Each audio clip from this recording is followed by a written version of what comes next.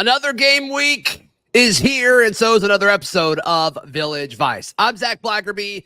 He is Brad Law, and there was a lot of individual efforts to celebrate.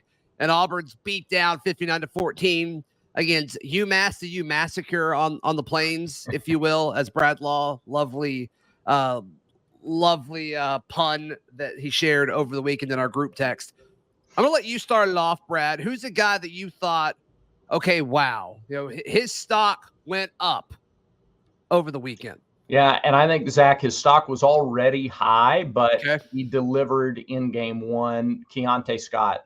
And he did it both defensively and in special teams. A 56-yard punt return that helped set up a score for Auburn, a play where the ball bounced. Obviously, we know as we watch the game, but and he had to make the decision. Let me grab. He hit the hole, reversed field. It was a really athletic play and a big play in that it set up a score. Special teams can change momentum in a game.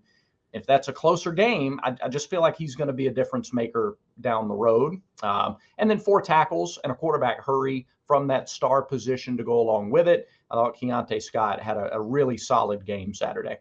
Yeah, I think special teams as a whole was kind of a pleasant surprise. I mean, a situation where you lose one of the better kickers in the SEC, and all of a sudden, Evan McPherson, there's no drop off, and I don't think we expected there to be a ton of drop off, if any at all. Brian Batty sets the tone early, returning a kick that was probably should have kneeled it, but he had the confidence in himself to take it out, which was great, and it was the right play. And then, like you said, with just the defensive backs that also impacted special teams as well. I thought it was great, obviously led by Scott. So I think that's a good one. That's certainly a good one to start off. Keeping it with the defensive backs, we talked about him a little bit yesterday on our live show, Brad, but Donovan Kaufman was exceptional. He was absolutely exceptional. It felt like he was constantly living in the backfield, and he really wasn't. He was only asked to rush the passer 5 times. Yeah. But he impacted the play 4 out of those 5 times, which is an incredible rate, obviously. So I think both of those two guys impacted the game. I thought they would be good, but they impacted the game differently than I thought they would. Yeah. And Donovan was on the field, 20 total snaps in the game, and impacted the quarterback significantly 4 times of those 20. When you're making an impact 1 out of every 5 plays. 20 passing plays. 20 passing play. All right. Yeah. So you're impacting the game 1 out of every 5 passing plays. Not as a team, as an individual. That's strong. Yeah, I thought both of the guys at that star spot, as we talked about yesterday on the live show, that had banner days and needed to after that first UMass drive. Yeah. I'll share my second one. Okay. Robbie Ashford, 3 touchdowns on the ground, and the way he did it was explosive. It was dynamic, and it's going to really put an emphasis on how opposing defenses treat how they call the game, obviously, whenever he comes in. And look, I think this was the best case scenario. If we're going to use this Robbie package, the red zone Robbie package throughout the year, you want to kind of say, hey, we're going to use this when the game's on the line. We're going to be comfortable using this when it's still a competitive football game, and that's exactly what they did against UMass. And now all of a sudden, and Brad, they threw just enough out of it. They threw just enough out of it where you got to prepare for it like it's a totally different offense, and that takes time. Even if you only run it 3 or 4 snaps throughout the ball game, defensive coordinators have to spend a ton of time on it, and that's going to be absolutely huge and crucial. And so hopefully, you'll see even more mismatches over the course of the year when Robbie Ashford goes in. But props to him. So many questions on how he would respond to Peyton Thorne being named starter. And based off of how much fun it looked like he was having Saturday, I'm happy for the kid. You're right. His athleticism impacts a defense, but his mere presence on the field impacts the defense equally weighted. The amount of preparation. And if you can just get the defense thinking for a second, all you need is a little crease, a little hesitation from a linebacker or a defensive end or a safety. That's all. It's like when Nick Marshall was the quarterback at Auburn. He just needed a little crease, and then he was in front of you, and you were playing catch up. And I think, what we didn't see out of the Robbie package was motion the opposite way a little reverse action or a fake reverse action. I think moving forward, that's a little piece that you could see added in. Freeze a guy for half a second, and then Robbie's by him. All right. Sure. My second guy, and he was paving the way on a couple of those touchdown runs, was Gunnar Britton. We talked about him on the live show yesterday, but his versatility, this guy's an NFL offensive lineman. He's got the size. He's got the strength. He was supposed to manhandle the UMass defensive lineman that he took on, and he did from multiple positions. He was part of an offensive line that paved the way for a nearly 300-yard rushing game as a team, and a day where it didn't matter who the running backs were. No back had to carry the ball more than 8 times. Robbie Ashford had 9 carries, and that was the most on the team. So it really didn't matter who was running the ball. There was space to run. And I give Gunnar Britton and the offensive line the kudos for that. Yeah, and I think we could throw it back to Robbie Ashford. My third winner of the week is Jeremiah Cobb, who didn't get a whole lot of touches, but he made them count. And just think about that long touchdown run he had. Who was at quarterback? Robbie Ashford. Because all of a sudden you've got to be worried about, okay, is he going to keep this thing? And there's going to be some teams, I think, that are too focused on Robbie, and the running backs are going to absolutely eat because of it, because they're so worried about the perimeter. I think that's a little bit what happened. They were cheating a little bit to the outside. Those linebackers were more concerned about running down Robbie Ashford than tackling the true freshman in his first game ever. So I thought Jeremiah Cobb was an absolute winner with what we saw on Saturday. And look, with the Jarquez Hunter situation, it is what it is. We'll certainly see what his availability is like over the course of the season. We're recording this before Hugh Freeze talks on Monday, but it doesn't matter. Auburn has 4 running backs that you should feel comfortable playing. You may can go 5, depending on what happened in the second half there. But Auburn, from a running back standpoint, it's as deep as they ever have been, which is saying something when you look at Auburn's storied history at running back. But Jeremiah Cobb said, yeah, sure, I'm a freshman. This was my first game, but I don't care. I'm really good at football. And how about the confidence? Hugh Freeze told Jeremiah during the week, you go get your first touchdown Saturday. Hey, you remember in 2010, in the first game of that season, there was a freshman running back who got a chance to score late in the game in a comfortable Auburn win, and it kind of set the tone for a breakout freshman year for one Michael Dyer. He was pretty good. I don't mind drawing comparisons to 2010. It's fine with me if we want to do that as a fan base. It's September, for crying out loud. No kidding. I almost put Sean Jackson on my list of studs. There's an argument for it. There absolutely is. His run was a major league run. It was a terrific job. We know about his balance. He's the big bowling ball of hate. If Trey Blackman was the little ball of hate, Sean Jackson's the big bowling ball of hate, just rumbling through there. And he showed the balance, showed the Jets there at the end. And how about Caleb Burton coming on and putting on the afterburners to make sure Sean got in the end zone with a block late in that run? In a game that was totally out of hand, but those guys weren't flowing out. He used like that speed boost, like it's a video game, and he unlocked like turbo or something, and he just scooted right on ahead and did just enough. I got to brag on my photographer, Auburn Daily photographer Eric Starling. He sent me a text right after the Sean Jackson run. He's like, he just ran right at you, boy. And I'm like, I hope you got a good picture. And then he sends me this. Can you imagine this hunk of a man just running at you full speed?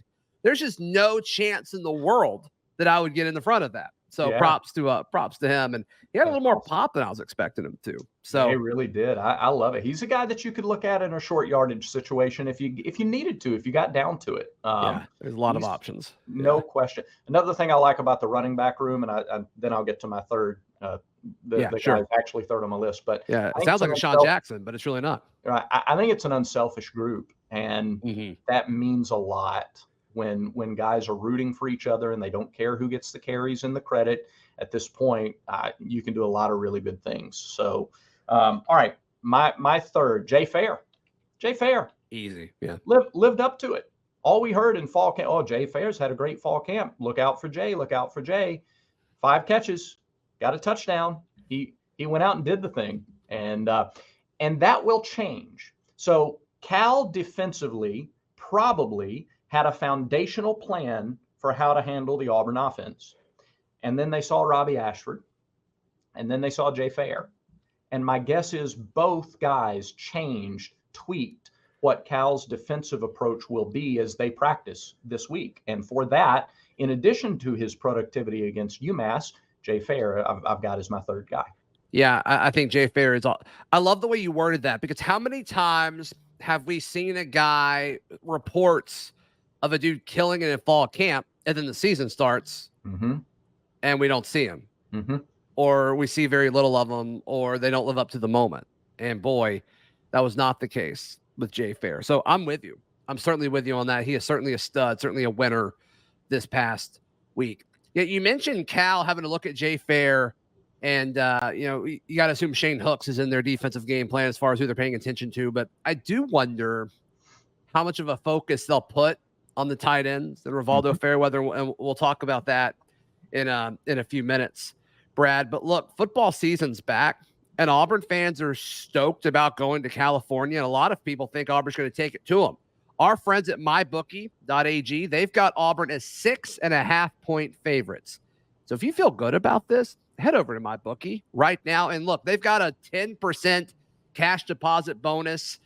They're saying it's for NFL kickoff, but we all know it's for Auburn going to Cal. We all know the true reason. But they've got a brand new cash out system at MyBookie. Gives you options to win all season long. If the first two legs of your parlay hit, you can cash out early, or be like me and just let it ride for the chance for a bigger parlay. Join the MyBookie family for an entire season filled with odd boosts, free bets, and super contests. And this season, MyBookie has a no strings attached cash bonus. Lets you deposit, withdraw quickly. Use promo code next round for that juicy deposit bonus. Once again, that promo code is next round. You can bet anything, anytime, anywhere, only with MyBookie. Brad, do you want to discuss, all right, who do we need more from? We've talked about the winners. Who do we need more from now? Some of these, Zach, some of these are going to be, you just need more from them because what you got wasn't enough, and you needed more. Didn't necessarily need it to win the game, but you do need some guys to step up. Sure. I think a couple of these are just wasn't part of the game plan, and going forward, you will need more from them. And I'm going to start with Austin Keys. I thought there were guys who had better games from the linebacker spot than Austin had, quite frankly. 6'2", 230, SEC transfer, had 2 tackles in the game. And Cal is going to try to establish the run. Their star running back went for nearly 200 yards against North Texas. Cal's going to try to run the ball on Auburn. And Austin and all the linebackers, they need to make sure their gap fits are correct. Going to have to tackle in space and be sure tacklers. And I think that starts with a guy in the middle, and that's why I highlight Austin Keys there.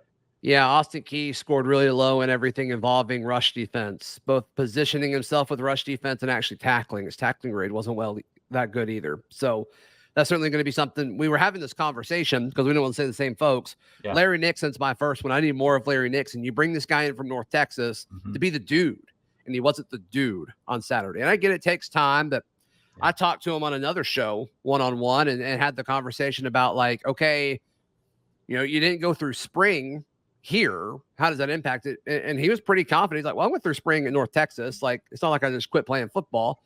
Okay, that's cool. But it's not the same thing. It's not the same thing. I think we're starting to see a little bit of that. I think we'll see more of Larry Nixon over the course of the next few weeks, but I just expected more from Larry Nixon over the course of the game.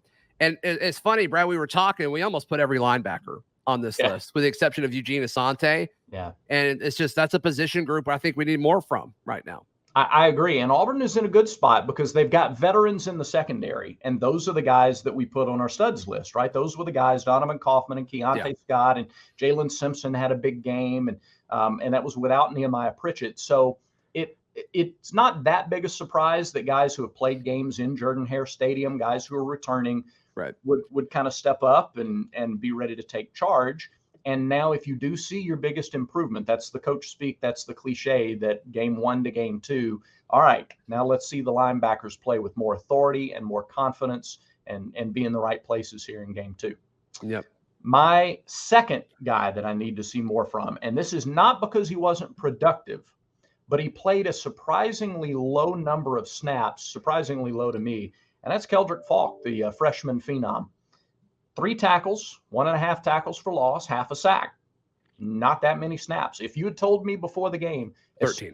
especially with Jalen McLeod not in there, not playing, that Brandon Frazier, the tight end, was going to play more snaps than Keldrick Falk, I would have been floored. So I expect to see more of Keldrick going forward, and I am pretty excited about what we're going to see when we see more of Keldrick. Yeah, he was extremely effective when he was in the game. We just need to see him in the game more. And I wonder if that was designed. I wonder, because the whole defensive front's been battling stuff, like battling these nagging injuries. I wonder if they just kind of wanted to work him back, and that was part of kind of the rehab program to get him back fully healthy before they go to Cal. I don't know, but that is something. I agree with you. I mean, the more Keldrick Falk plays, the better it is, not only for this season, but for the future of this Auburn program as well. And I would say this, there's not a lot that this staff does that I think is done without intention. I think they're really intentional. So we saw that in the way they handled the clock in the fourth quarter and slowed the tempo down when the game was out of hand. And I've got to think that was the case with playing rotations as well. Yeah. Okay. I got one. Steven Sings the fifth. You mentioned Jalen McLeod was out. So, okay, you need more pop from that pass rushing spot, that jack linebacker position. And Steven Sings, he played 20 snaps, 10 of them he was asked to pass rush. And of those 10 rushes, he only had one hurry. He never hit the quarterback, didn't really impact a whole lot of the plays when he was in pass rushing situations.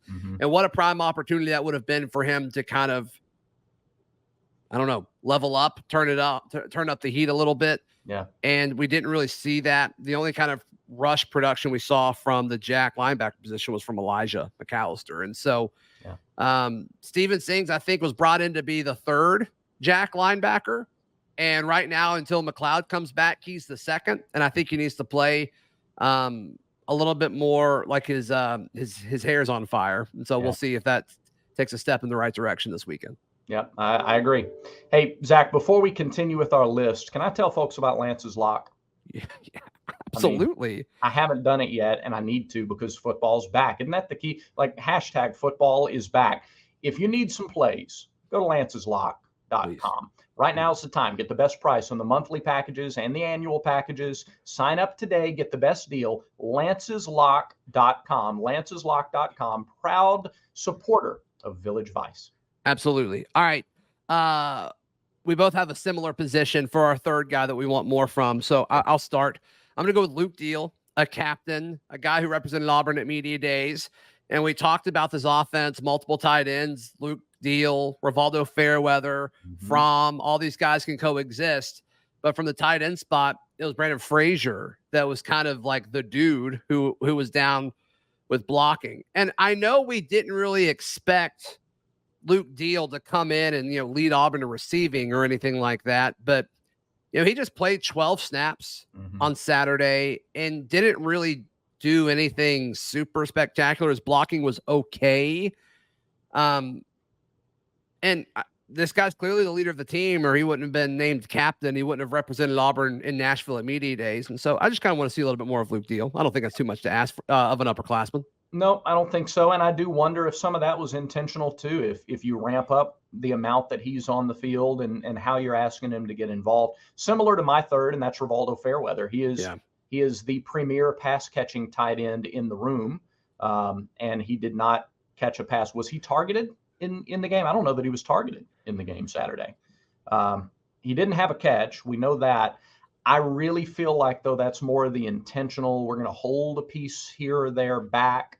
And I think you'll naturally see a little more Rivaldo Fairweather in game 2 and beyond.